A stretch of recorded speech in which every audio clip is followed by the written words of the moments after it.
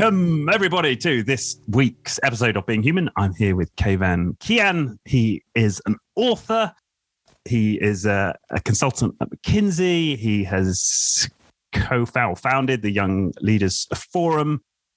Kayvan, welcome to the show.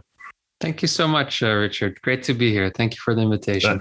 It's great to have you. So this is the book for people who are watching. It's What is Water? How Young Leaders Thrive in an Uncertain World. So, how do we thrive, Kayvan? Very good question. The core question of the Young Leaders Forum of the book. Something I like to think about a lot myself. Yeah. What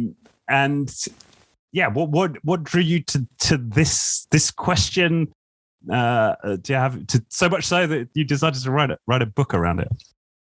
I never started off as writing to write a book. I don't consider myself an author in the sense that writing is not something I relax with. You have these people I always feel a bit, I admire. They say, today I wrote 10 pages and I felt better about it. For me, it's really hard work to do that. But I noticed that this question was not only relevant for myself, because I used to read a lot about this. For me, I used to have a startup. And I was like, okay, how do you manage this crazy setting over here? Working on projects with clients where a lot of things were going on during crises. So it started with myself in many ways. Growing up, I would read and see what can I learn from an ancient philosopher or an entrepreneur and someone else. And it was only over time that I realized that this question was not only relevant for myself, but many clients I was working with. They were not only struggling necessarily with the content of the problem, but also with the process, with all the things that are going on. And little by little, I noticed these conversations were actually very helpful for them as well. And that's where the idea came, okay, how about instead of having these little conversations here and there, having a forum where we discuss nothing else than this. And once that grew all over the world, I felt, is there a way to make this content accessible for everyone else who doesn't attend these forums? Right. Okay. And this is a young leader forum. So when you say young, like how young? We don't ask someone's age. We respect their privacy, but young at heart, we say. So if you feel you're a young leader, then you're welcome. Typically, I would say most people who attend are late 20s to late 30s, around that time. So they're growing in an organization. They feel they're getting more and more responsibilities. Their startup is turning into a scale up, but they're not old and gray yet. Okay. And you're bringing them these sort of philosophically informed exercises, thought processes, and you're bringing that to the forum. Bring that to the forum, yes. And all of that without PowerPoint, without tables, without everything that maybe people are used to. So a bit like the old days. Yeah. Right. Says the McKinsey consultant. You must feel like a fish out of water, naked without your PowerPoint, Kayvan. The first question was indeed, where's the PowerPoint? Well, there is none. It's like, oh, what are we going to do then? We're going to talk. But we do have a flip chart. We do have a marker. So we do take notes and are a bit looking like how would they have done a session like this maybe thousands of years ago, like the ancient Romans, the Greeks. And I must say, I was very surprised how well that resonated. People often say, oh, you work with young leaders, you probably have these high-tech apps and all these cool technology. And it's like, yeah, I'm interested in those, but we actually use zero. Right. We just sit and help each other. Yeah. Right. So that's interesting to me then. So yeah, just talk us through like how a typical one of these fora would go. Like what would be the process? So it's very much removing any kind of distraction first in today's world, that every second there's so many things that demand your attention. Of course, there are breaks and things because you cannot just completely unplug for a few days. But what we do is just start with this basic question. How do you lead, grow, and thrive in this world that feels more volatile, uncertain, complex, and ambiguous with everything that's going on? And we look at role models. Who do you think is thriving in your view? Because what we don't want is to come up with this out of touch ideal of a leader who, from a comic book or from a movie, an unattainable ideal. So more Aristotelian than Platonic. You could say that, but there is an idealism behind it. But the pragmatic part is to see, what do real people do in the same situation, and what can we learn from them? Is there a common mindset that we can borrow? Given that tomorrow you're going to be a leader, not in a sterile laboratory, but in a really messy world, complex, things are unclear. And what we often find is that what these role models have in common with all their differences is this mindset that you could bring back all the way to the ancient Stoics, which we synthesize as having what we call a radical focus on what you can control. And at any given moment of time, there's an infinite amount of things out of your control. There are always things within, but how good are you telling a difference between the two? Because that also helps you decide where do you invest your heart, your time, your energy, your blood, sweat, and tears. Because it's just too easy to lose your attention, and days and weeks can go by, and for right reasons, you might be concerned, upset, or any other emotion with all the things that are out of your control. But in the meantime, of course, you could have made a positive difference for yourself, for your teams, for your communities, families, organization, and so forth. So we use that as a basic lens. Yeah. Right. Well, that's interesting. So what are some of the ways that you can find that edge, right, between what's in my control and what I should do alone? So it's a lens that you can polish, in my view, from my experience. So it's through practice that you get some better clarity around that. Now, you can say, have a radical focus on what you can control, but it's not about memorizing words. Again, it's a lens. So you could say, how can I do what I can with what I've got? Some others might say, not in control is not of concern. Not that they don't care, but at that moment, how do you make sure you put that aside and make the best out of what's out there? And the rest of the forum, the book also as well, says, okay, let's see what matters when it comes to leadership, when it comes to thriving despite the situation that you're in. What are the themes? And what parts of that is always within your control? So let's think about positivity. And, there's benefits of having negative emotions from a fight or flight or survival standpoint. There are benefits for having a positive experience. But if you want to protect that positivity, which is sometimes difficult if you just leave things to chance in today's world, what are things that you can always do? What are your favorite things? What are the activities that are in your control that put a smile on your face? It doesn't have to be big or grand. How do you filter the negativity instead of just assuming the worst every time? If something happens, is it personal? Is it impersonal? Is it specific? Is it affecting everything? Is it temporary? Is it forever?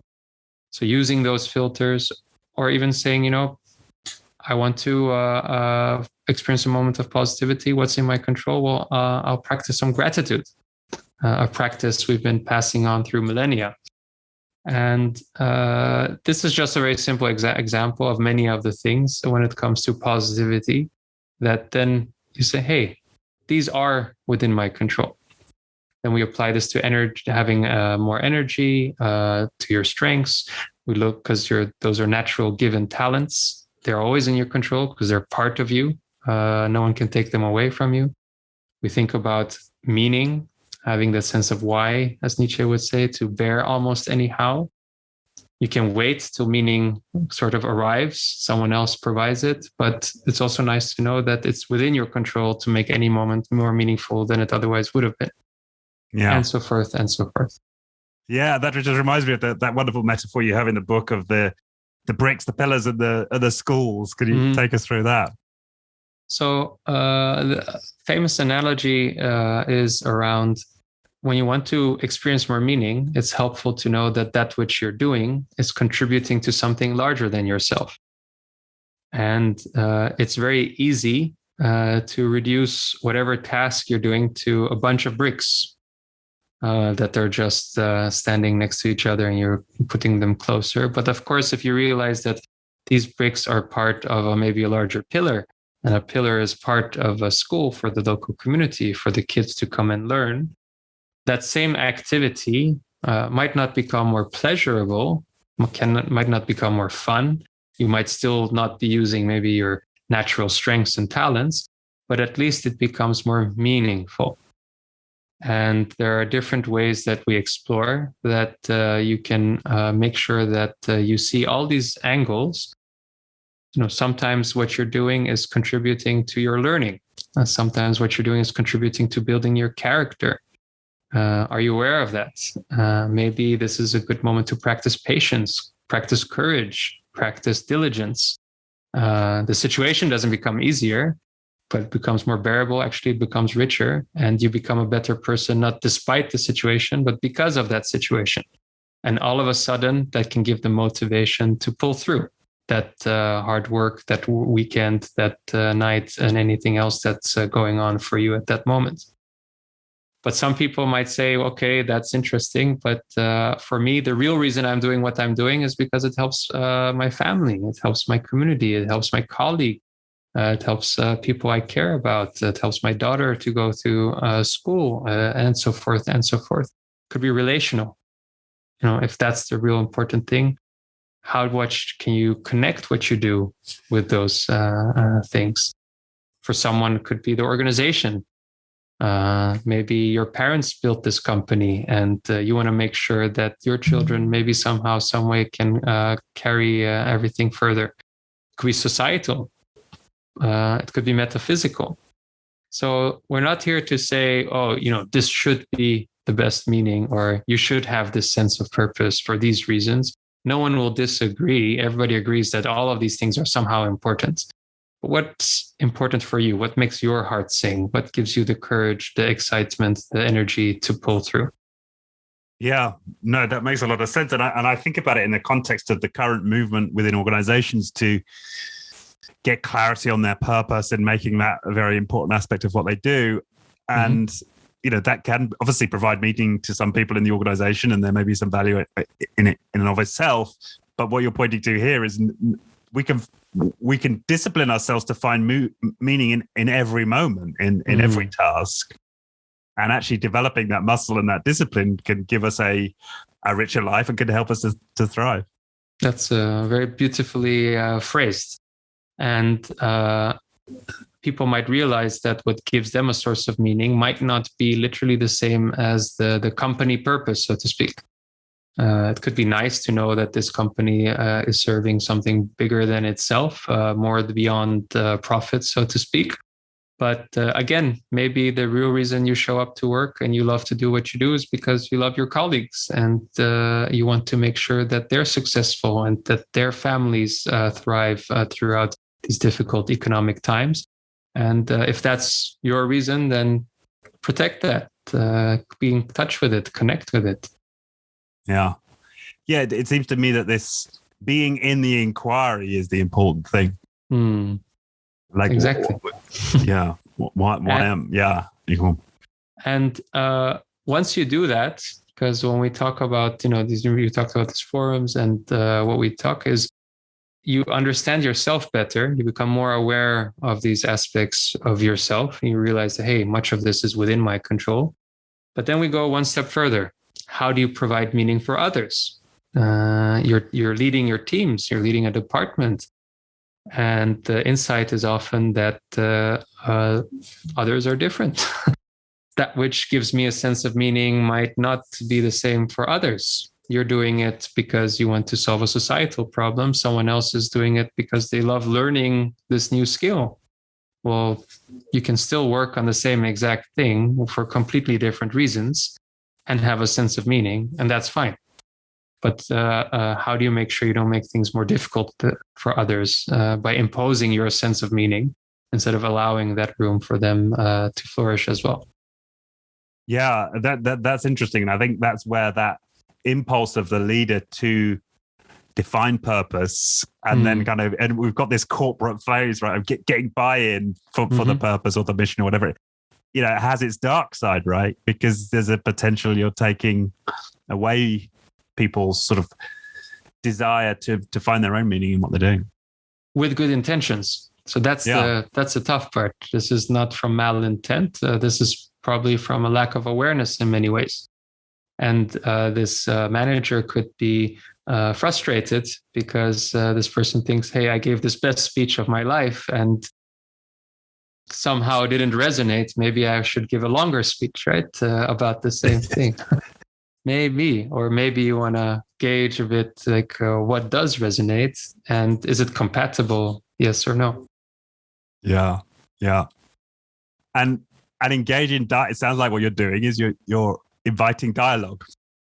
Very much, yeah. And if the sessions are not Kayvan speaking a lot, at least that's what I aim for, but it's small groups having these conversations, helping each other, thinking it through, making it practical, making sure it's within your control, and so forth. Yeah. And I can't help but sort of think about the fact that you're a management consultant and I'm a recovering management consultant as well. And the stereotype and the reality of so many of us in this profession is precisely the opposite of what you've just described. It's almost a kind of anti-dialogical process, right? We do come in with our PowerPoints, our templates, and our frameworks, and we're often, hired guns to push a message. And, do you find that's a tension in your work? Like that you've obviously got this love of open dialogue, and do you find yourself managing a tension there in what you're doing? So I think there's a time and place for any skill or approach. And when somebody clearly is in need of an answer and it's pressing and it's a technical solution that needs to be fixed, then yes, if you have that technical knowledge, share it. Share it as soon as possible because time is pressing. If I go to a doctor and I have my knee hurts, so I want to know as soon as possible if it's broken or not. We don't need to talk a lot, just take the picture. But when it comes to themes around leadership development, when it comes to really becoming better aware of all those things that are so close to our eyes that they're difficult to see, talking too much at least can get in the way. And that took for me a while to also realize. The feedback from the very first forum was, we appreciate, Kayvan, that you have so much to share, but if it's okay with you, we'd like to talk a bit more amongst yourselves, even if nothing really comes out of it. And I'm like, wow, that's new. Like, okay, if you don't mind, why not? I had prepared as much as I could. And that's when I realized, yes, it's a lot of exploration, talking with each other, asking good questions, helping become aware, and facilitating that process. Yeah.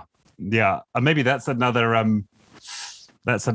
lens to focus over time is, when is the moment to be didactic? When is it the moment to just sort of go into presentation mode? and when does the moment call for more dialogue? Mm-hmm. That'd be you'll be very wise if you know the difference at any time. The good news is people let you know also. So be open for the immediate feedback. Wait, yeah, I think that's true in some contexts, but I do think there's often people can be blind as leaders, right? They can come and they think, I nailed that presentation, and they might have some backslaps from some people close to them afterwards. But I notice it as a kind of anti-pattern of leadership often is that people aren't doing that, right? They aren't, and I probably include myself in this, right? I'm not always as vulnerable as I could be in seeking that feedback afterwards, after a presentation. It sounds like you were with this forum, but it sounds like that's part of the maturation of a leader. Yeah, I don't know if I was very open. This was just people walking up to me and telling me that this is what they needed. So I hope that at least I created an environment where people felt comfortable doing that. In that regard. And you weren't dealing with positional power, like you weren't any of their bosses, right? So that I think it becomes harder when you have positional power in an organization. And that's one benefit of a forum like that. I also quickly noticed. When you talk about understanding your strengths, your talents, things you're good at, but also your weaknesses and how do you want to develop those or not. And sometimes it's much more helpful to do this with someone who you've never met before, who has no history, and just ask very naive questions maybe. And I was also surprised. So that people say, that was such a good conversation. There's zero context, there's zero background. I can just be completely myself. I get all these questions nobody has ever asked me. So that was one reason to continue. Yeah. No, that makes sense. I actually, it just comes to mind, I actually had some feedback in the opposite direction recently. I was hired to talk to some leaders, and I did zero PowerPoints, right? I didn't provide them any content. I just facilitated an inquiry. And some of the negative feedback was, no, we wanted something from you, like put something on the table for us to chew on, right? So there's a golden mean, perhaps. Mm-hmm. Exactly, yeah. So, but it sounds like you're open to that. Yeah, but again, this was interesting. It's a similar situation when I didn't have positional power over these people. So getting yourself into that situation where, yeah, you're not somebody's boss, I think is helpful, right? Because you're more likely to get the honest. And there are steps in between. So if you want to, for instance, share an important story where you want to indeed share the meaning of a big change that you're introducing or next phase of your scale up and so forth, there's a step in between you preparing it by yourself and then going all in and sharing this with the whole organization. So one thing that we also do is you practice, you share this story in a small group where the whole purpose is to have feedback immediately and not feedback on, did the sentences make sense or does the plan seem logical, but what resonated, what not, what moved you, what not. Did you fall asleep or did you want more? And you can practice this then in a smaller setting. And then you understand that, hey, I have a big blind spot because I only talk about the organization or I only talk about the society. I missed the whole part of us together. I missed the whole learning aspect of this next phase. I missed acknowledging that, hey, we don't know all the answers, but this is our best guess. And that gives much more confidence than trying to pretend that you do know. Yeah. It's worth practicing. Yeah. And I suppose it and if you're going back to these ancient traditions, so much of it, it was oral, right? That was how you developed, right? A story or a philosophy. It was in dialogue with others, right? That's how you built a cohesive narrative, or a coherent narrative was to do that, wasn't it? That's true. Yeah. On the paintings, you often see someone in dialogue with themselves, eyes closed or wandering around. Mumbling something, but indeed, fortunately, there were also interpersonal dialogues with a lot of debate, feedback, and you name it. And thinking, what's this big theme that I want to get better at?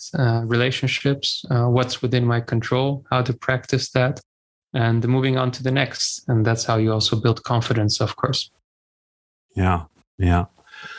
That makes some sense. So you alluded it to a moment ago in terms of the fish in water, and the title of the book is "What is Water?" Why is that such a sort of powerful idea for you? So it's there are some ancient stories. One of them popularized by David Foster Wallace in a very famous commencement speech about two fish having a good time in the water, and then an older and wiser fish swims by and asks him, "How is the water?" one of the fish looks a bit puzzled and says, what is water? Like, what is this person talking about?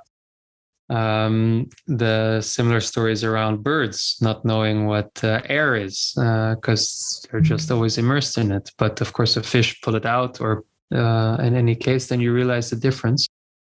The point is that the things that are so close to our eyes are paradoxically things that are the most difficult things to see. You need some kind of minimum distance.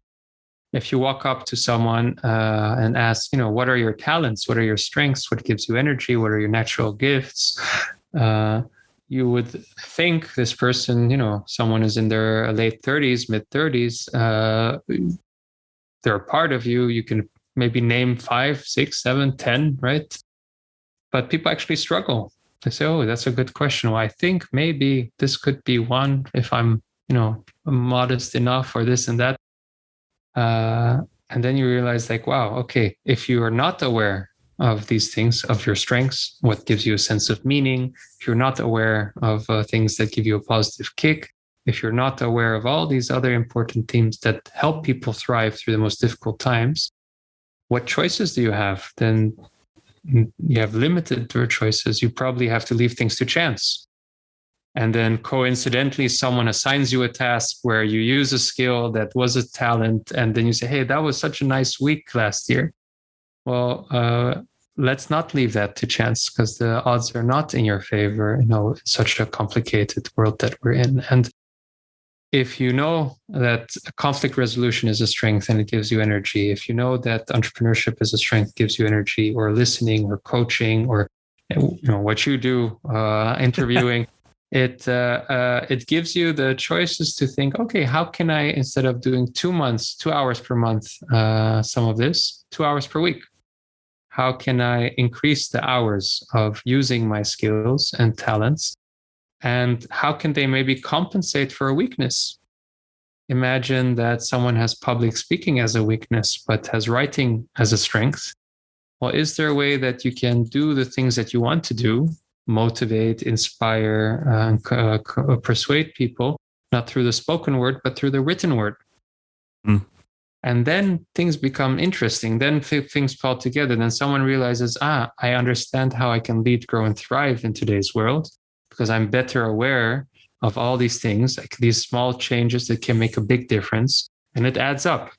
The situation doesn't change necessarily, but I'm using more of my strengths. I'm using more of the things that give me energy. I'm protecting that positivity. I can find meaning, not again, despite the situation, but because of the situation.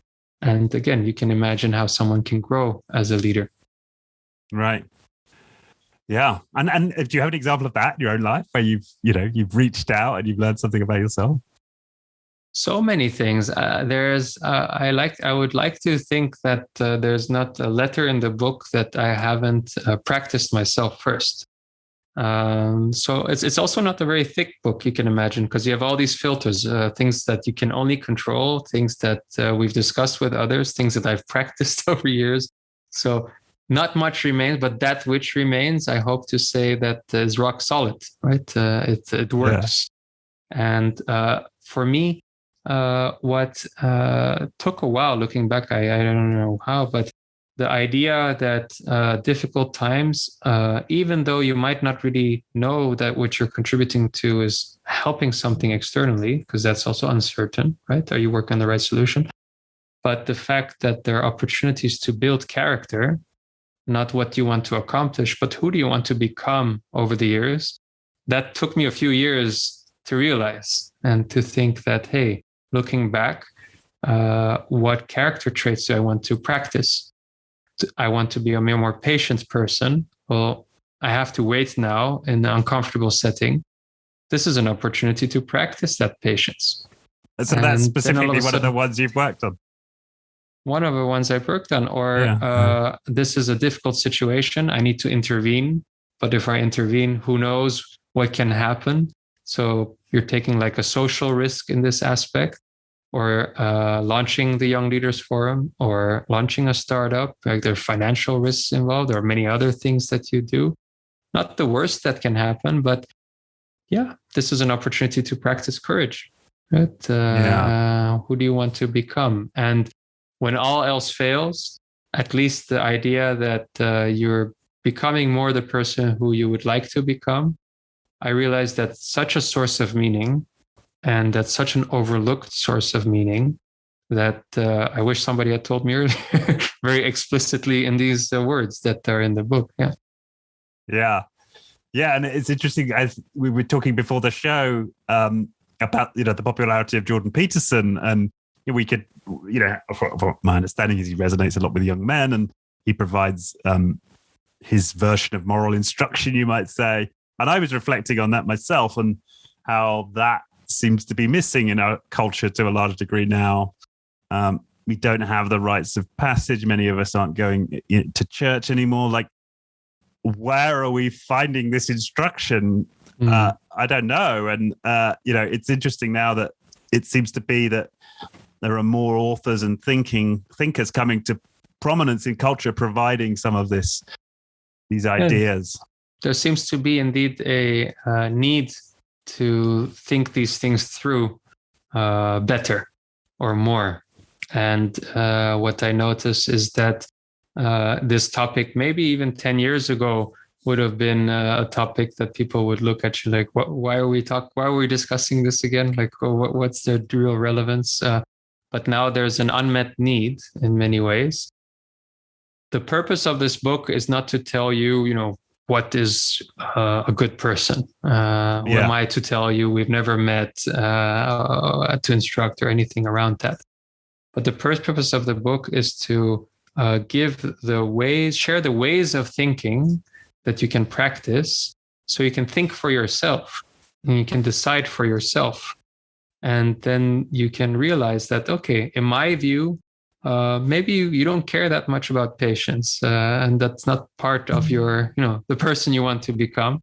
But maybe kindness, you want to practice that. And then it becomes interesting. Okay, what are the only moments you can practice kindness? Well, maybe moments where you actually rather not. Right? It's easy to be kind when it's natural and it comes and flows, but real kindness comes maybe by being able to stand above the situation and to think, okay, what would a kind person do? Not a frustrated or upset person in this moment as me, and to still take the action of that kind person so you can grow into that role. Now, that is the purpose of the book, to give you those tools, those ways of thinking that have been passed on for thousands of years, without any hint of what you should think about, but what you could think about. Yeah, and I take that, and I also think that it's sort of instructive in the sense that it gives you ways to think about how to develop myself, right? Yes. So that's the way in which I see it, and the types of questions that it might be powerful to ask oneself. That's what I like, and the types of reflective exercises that it might be powerful to engage in. Yeah, true. And which aren't taught, and again, they're just not taught in school. So we're not getting it at school. We're not getting it in church, and certainly I didn't. There's no slight on my parents, but I never got it from my folks. So I think it's important that we find ways, as certainly now that I'm a dad, to like. Oh, congratulations. I mean, I've been a dad for 4.5 years now, but and I know you're also a father. But it's like, how do we bring this more, to a greater degree into culture, right? Like this topic, That's true, and hopefully by introducing these themes also in the workplace and with your teams, because once you think these things through for yourself, they become very clear, very obvious, right? Once you know what water is, then right? You cannot forget it. Once you become aware of these ways of thinking, it's not something you just forget afterwards. But then you can help your team members. You can have a team kickoff. You can discuss these topics. You can bring in these elements. And that builds this confidence that whatever next week or next month or next year will look like, we're able to thrive through all of that. We're able to bring in the best of what we have because we know what the best of us looks like. And we can support each other. Yeah. So what's your experience of bringing this into the workplace? Because I'm just reflecting on a couple of twice when I've tried to bring this question, why are we here to a group? And I can remember in one case, it was the principal answer was, well, I'm here to earn money, of course. That's why I'm here. I'm here because I'm paid to be here. Mm-hmm. And in another example, there was, oh, Richard, come on, we've done all this. We know what our purpose is. We rolled that out last year. Like, why are we going over all this again? Right. And, I dealt with it and sort of made the best of it in terms of that inquiry. But what I found in general was there's often quite a lot of resistance to this inquiry. So I wonder what your experience is of bringing this inquiry into organizations, and perhaps where they're not self-selected in the case of your young leaders forum. So, it's interesting that you had those experiences, because you would think that these topics, if they really resonate, if they've really thought it through, then they would love to talk about it.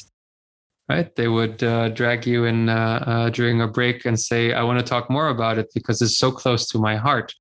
You might notice that, for instance, imagine a founder of a startup that's growing and things are going well despite the difficulties.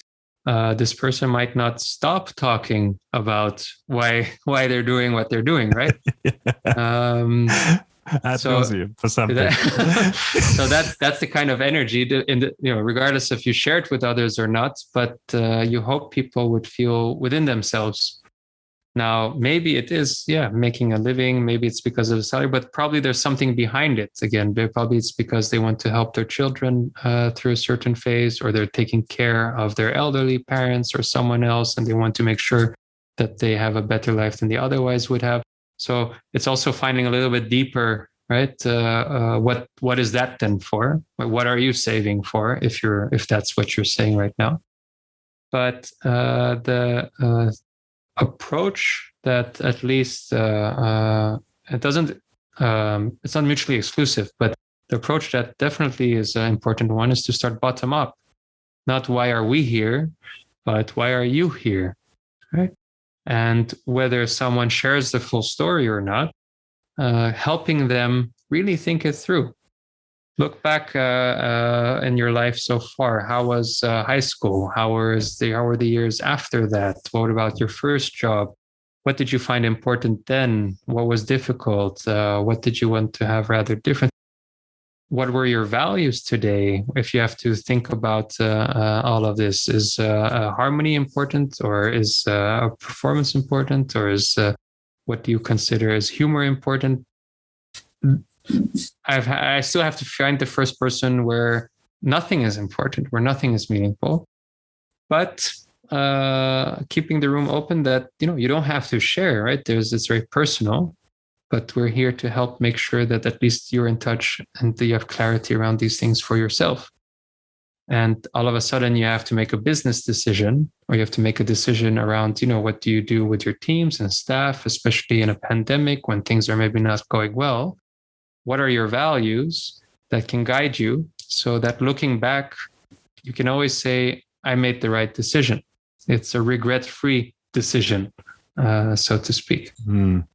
But it takes some help. Now, who knows if more people imagine a team, everybody does this a bit for themselves, then there's some way to bring that together.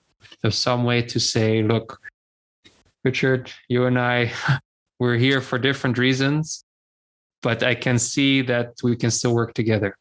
And I can see how we can help each other while we're here in this team anyway. And right. You help me learn, I help you succeed. And so forth.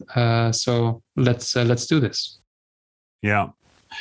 So it sounds like something's important is framing it bottom up, right? Why not starting with the why are we here? Why are we here? Which is interesting because sometimes my intuition tells me that starting at the collective is somehow easier because it's not quite so personal for people. But it's interesting you're saying no, go straight to the personal. Well, maybe if you try it out and it's easier and coincidentally it works, then that's good. So yeah, there are different ways, there are different roads that lead to Rome.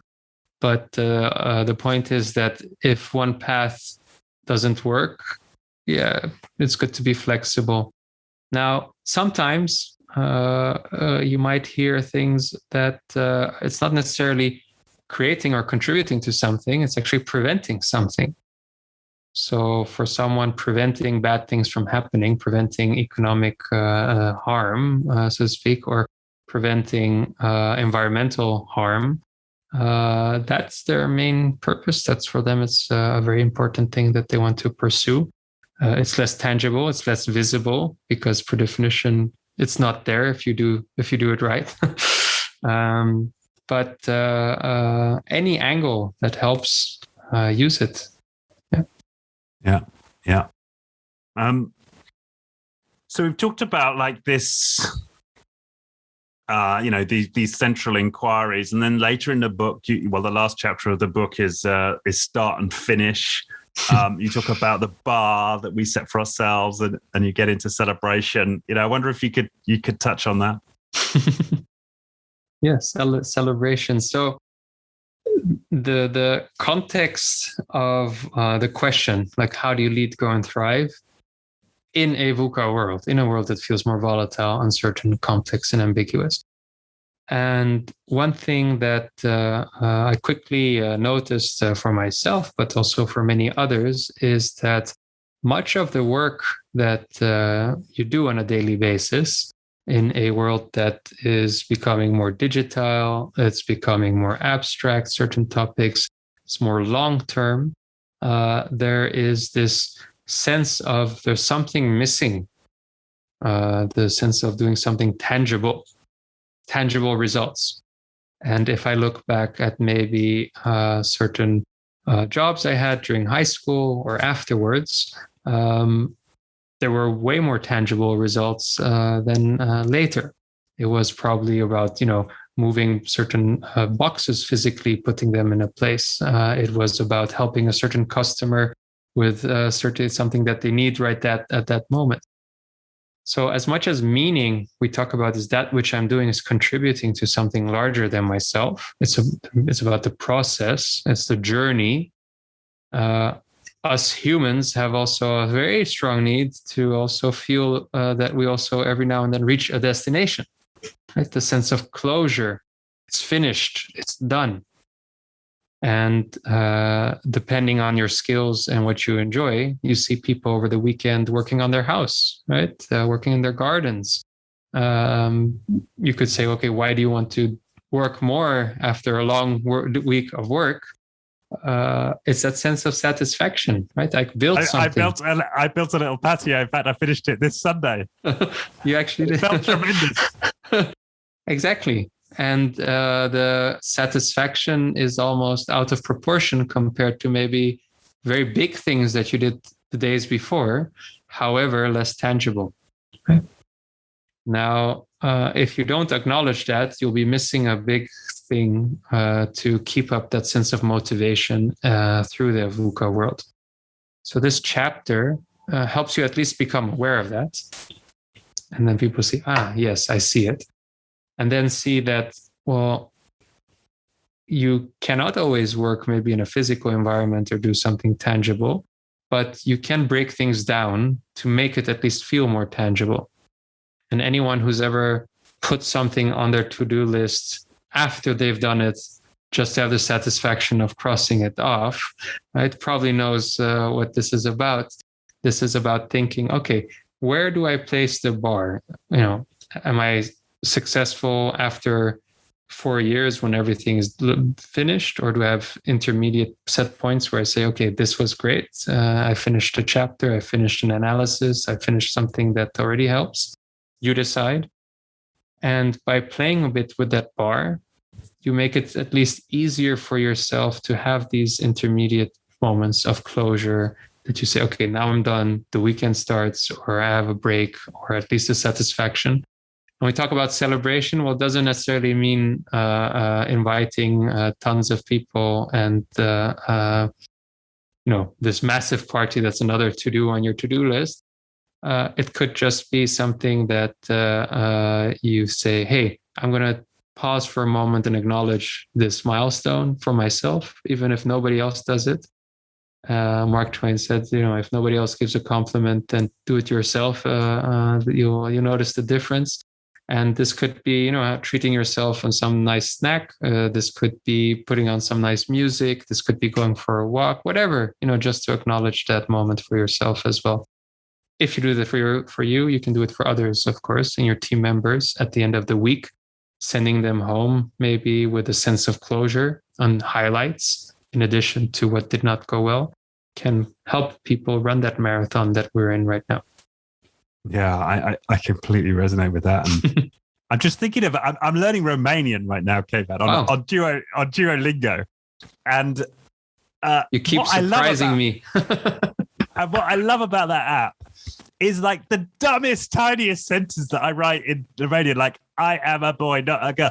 It's like, yay, high five. And the whole app like explodes in celebration. And like in the beginning, you're like, what the hell? I've just like done the dumbest thing I could possibly imagine. And then after a while, I get so like addicted to it. And it's wonderful to get all this praise from this like, animated character. And they've obviously cracked it. They've tapped right into that, that need, as you say, and that joy that we can feel from just completing these little tasks. And I have to say, it feels so much richer in some ways that, just getting like likes on a post on social media or something, which feels much less tangible. So you've actually done something that was a minor challenge, right? Trying to work out in your head what this sentence was in a different language. So, you're tapping into something there. And this is an example on this app where it is a digital environment, but they found a way to have you,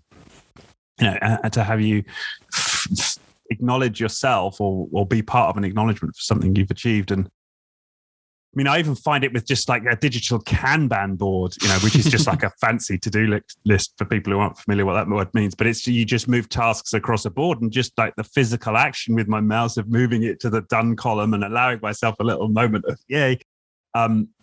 It's not always, it's a practice I can, I've got somewhere with, but I can really see the value of like really developing it. It's nice that you bring that up, and you can imagine that that's why games can become so popular. They fully tweaked this thing of putting the right effort to get the right challenge, but getting the right rewards at the right time. So it can be highly satisfying, maybe less meaningful in the sense that that's what you're doing. What is it really contributing to? Could be a variety of things, but at least when it comes to the sense of closure, the accomplishments throughout, it's great. Well, the practical way, some people do it these days. Imagine someone who's working a lot online, a lot with emails, is at the end of the day, just go through your sent folder again, just for a moment before you close your laptop, and realizing that, wow, that happened today. I almost forgot that. This I finished, that I accomplished. And there's a sense of closure that takes maybe a few seconds. If that works for you, why not? If that helps you to stay motivated and start a new day tomorrow. If you have to-dos digitally, indeed, crossing them off, but keeping them in a place where you can look back after a month, like, wow, hundreds of to-dos, right? That's progress. And of course, finding maybe ways to work on your house, work on your local community. Don't forget about the tangible world in this digital environment, and pursue that as well. Yeah, that's right. Yeah, that's absolutely right. And I think that was one of the upsides of the pandemic for me, was like I ended up joining this little community in our village, to go help. I've never done anything like that before the pandemic, but there was this sense of, we're in this together and let's help each other. And it's, and of course we're all at home. We're in our local communities. We're not commuting. It was, And I'm organizing like a community event, like in our little sort of square. Fantastic. So it's, that was one of the positive outcomes, actually. And so this brings a little bit back the theme of learning from the past, right? There are many problems that we experience today, but that were not really big problems maybe a long time ago, because you could do nothing else than work with your community on tangible, immediate things that benefit you and others. So you have that sense of meaning, right? You're helping your neighbor, you're helping the people around you, you're helping your family every day. Nobody has to come and tell you what are you contributing to and why, and looking at all these angles, because you could not do anything else. Everything relied and depended on nobody's you. staring at an Excel sheet thinking, is this really helping the world? How is this contribute? At least asking those questions a lot was dependent on you. So realizing that context that you are a leader in determines a lot on what you want to focus and practice. And if that context automatically gives you that positivity, if that automatically creates that sense of meaning, you don't have to think too much about this, right? You don't have to overcomplicate it. If you automatically get that kick out of what you accomplish, don't think too much about it. But from my experience, there are more and more people who miss some parts of this in their day-to-day life because it just doesn't naturally rise. And statistically, right? I mean, all the polls point to the horrific levels of dissatisfaction in the workplace, right? And not connected to the values of. I read somewhere, I think something like 30% of staff connected to the values of their company and see them as being relevant to their day-to-day work. That was just one survey. And of course, we know about how the disengagement levels. It's endemic, I would say, in corporate culture. And you can, of course, as an organization, see that, acknowledge that, understand what does it mean for you. You might not be the average organization, but the book and all of this tries to say, okay, you can wait until the organization changes. You can wait until all of these, world changes or the pandemic ends and so forth and so forth. Hopefully, many good things will happen in the future. But today, what is within your control is to do this for yourself. Yeah, and to equip you with the tools. Yeah, which is one of the core Stoic messages. Right? It's up to you. What can you control? It can be right back to the start. Yeah, that makes sense. Wow. Okay. Well, it feels like we've had a really good conversation around the book. Is there anything anything that we've? Well, actually, there's one thing that struck me that I just wanted to maybe pull out, which I thought was important, and this was this idea of you've got the section strengths and weaknesses, and this idea of strenuous gifts, right? Like, and you've got a matrix around it. Actually, do you want to just talk us through that? I thought that was quite a powerful section of the book. You have a very good memory. I also have notes, which help one's memory significantly. So there's a certain insight again that once you see it, but it took me a while to realize, and I did notice that it was very helpful for many of the participants and leaders and teams in all of this. Is people have heard somewhere, somehow, you should do in life what you're good at, right? There's something about, use your strengths. That's not the insight. Whether you have the time and the ability to become aware of it and think it through, that's something else. The difficulty comes that the assumption sometimes that just because you're good at something, means that you automatically get energy from it. It automatically is something worth pursuing for yourself. It's something good. You should do more of it. Or on the flip side, just because you're not good at something doesn't mean that you lose energy from it, right? You could be bad at something, but have fun with it, like a hobby or something, right? So you're not with guitar. I suck at guitar, but I really love playing it. Guitar or ukulele or any other fun instrument that you can think of. Now, then the question is, okay, but how does that work? And just by drawing two simple lines, and you can draw this on a napkin, you can draw this on a slide digitally, anything that you like, a horizontal one that thinks about, what am I not good at left and what am I good at right? And a vertical one through the middle, what drains me and what energizes me to the top. You all of a sudden have, a cross. You have 4 areas that you realize that top right, there are things that you're good at and give you energy. Let's only call those strengths. They give you strength. You're good at them. They give others strength. You perform better. You decrease stress. All of the good things are there. But there's this bottom right corner all of a sudden that you say, hey, what's in there? I'm good at them, but they actually drain me. the experience of this is very different. And someone can have, for instance, a sense of conflict resolution as a strength, right? It's not easy, it's challenging, but it actually gives them energy that's engaging. Right? You talk about that 30%, but that's 100% engagement. That same person could have writing as a strenuous gift. They write fantastic articles, persuasive, inspiring, clear emails, and you name it, but it's super draining. Now, does that mean they should not do that anymore? Of course not. It just means that don't mistake your strenuous gift for a strength, and don't go for any opportunity continuously to do more of it. Spending 20, 30, 40 hours per week bottom right can be a good recipe for burnout, even though you're well accomplished, you get compliments, you get that closure, you feel satisfied. But there's some part of you that senses that, I don't see myself how I can keep this up for another week, month, year. So moderating them, using them mindfully, again, pure awareness gives you the choices to think this a little bit better through. And to your question, what could you do with them? Now, maybe nice to also think then about the things that don't give you, you're not good at, but do give you energy. Your guitar that you mentioned.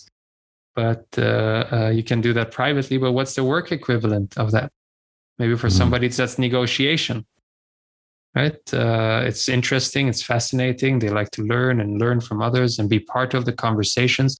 But they're very happy they're not the lead negotiator at that moment, right? It would be a disaster for everyone. But are there ways to get more involved? Be part of it, learn, and who knows, you can quickly learn, right? In 2 years, you might become that lead negotiator, but don't forget about it just because you're not good at it. The worst that happens in a risk-free environment is that you get energy from it. Not a bad thing during a pandemic right now and the difficult ways of working. And the best thing is they can develop them into a strength. Again, 2 simple lines. You can talk a long time about it, but just shedding light, creating that awareness, having those conversations, picking 1 or 2 things you can do differently already today. You can imagine the sense of energy and motivation that can come around just from that. Yeah, that makes a lot of sense. And that idea of doing things that you're not good at, but that just gives you, just as part, I found that in my own life, is that sometimes you just doing anything that gives you like a sense of like this learning Romanian, right? It's not like I suck at Romanian, and it's not really going to be of any great value to me to be able to speak Romanian fluently, but I'm enjoying it. It's giving me some energy, and it's sort of, giving me a little bit of meaning and a sense of progress. I think finding those activities and allowing ourselves to indulge them to some degree, can enrich our lives. And even if you don't have much time, at least looking forward to those moments can just the fact that you're looking forward to them can give you already energy or some sense of freedom that I can play a bit around with which skills I want to apply and use going forward. Yeah. Great. Well, and who knows, maybe I'll become a Romanian singer-guitarist. And podcast host. And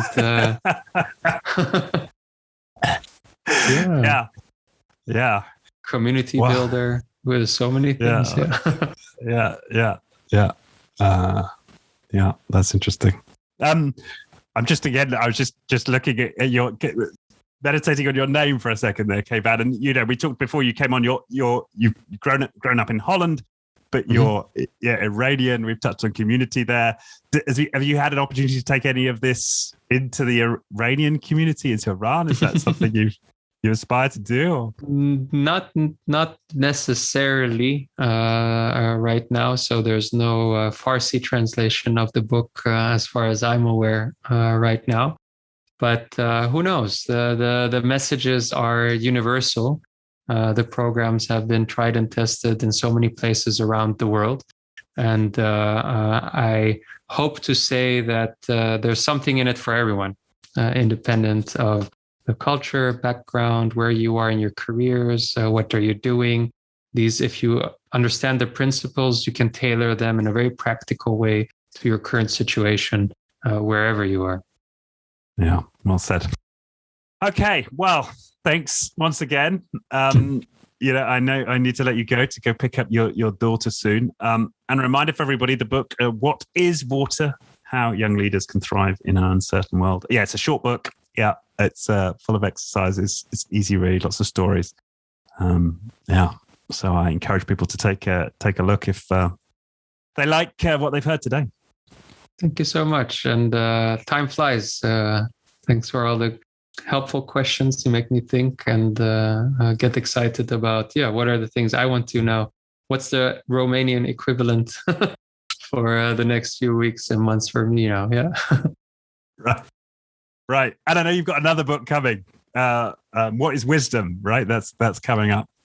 You're the first to know right now. So that's it. It's a coup. That. I'll keep you posted. Great. All right. Well, thanks once again. And then enjoy your evening. It's been fantastic. Thank you.